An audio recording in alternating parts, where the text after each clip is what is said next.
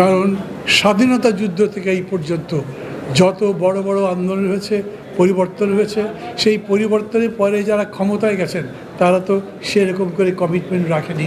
আমি একদিকে আমার বিশ্বাস এবং আস্থা বিএনপির প্রতি রাখতে চাই, খুবই সতর্ক দৃষ্টি রাখতে চাই বিএনপি যেন ফল না করে। কখনোই যেরকম করে বিএনপি দেশ চালাবে সেরকম করে আমি দেশ চালাবো না, এই কমিটমেন্টে থাকি। আচ্ছা, এই কথা বলে একটু সংশয় প্রকাশ করলাম, তাতে কি দোষের কিছু আছে? কারণ স্বাধীনতা যুদ্ধ থেকে এই পর্যন্ত যত বড় বড় আন্দোলন হয়েছে, পরিবর্তন হয়েছে, সেই পরিবর্তনের পরে যারা ক্ষমতায় গেছেন তারা তো সেরকম করে কমিটমেন্ট রাখেনি। অতএব আমি একদিকে আমার বিশ্বাস এবং আস্থা বিএনপির প্রতি রাখতে চাই, আর আরেকদিকে খুবই সতর্ক দৃষ্টি রাখতে চাই বিএনপি যেন ফল না করে।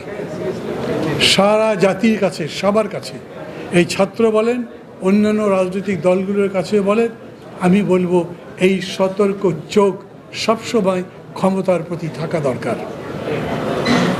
আমরা যখন একটা ঐকমত্যের কথা বলছি, তার মানেই হলো উইথ ডাইভার্সিটি ইউনিটি হবে, কখনোই দুটো পার্টি এক হবে না।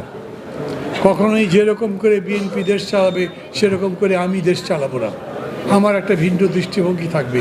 দেখতে হবে কোনোটাই যাতে কোনোটাকে না কাটে।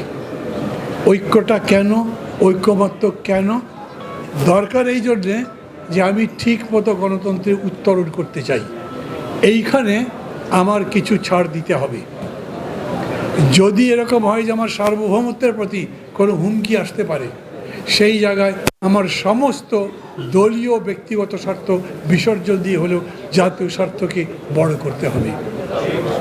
আমি এই যে আজকে এতক্ষণ ধরে এক্সারসাইজটা করলাম, আমাদের লক্ষ্য কি? আমরা ঐক্যমত্য করতে চাই, এবং এই জন্যে সবার আগে আপনার মননের মধ্যে আসতে হবে, এই জন্যে আমাকে অনেক কিছু ছাড়তে হতে পারে। যদি নিজেরটা ধরে রাখবার চেষ্টা করি, যে কোনোভাবে নিজে জিতে থাকবো এই রকম ভাবি, তা হবে না। আমাকে উইন উইন ভাবতে হবে, এবং ডেমোক্রেসির এইটাই একটা প্রিন্সিপাল।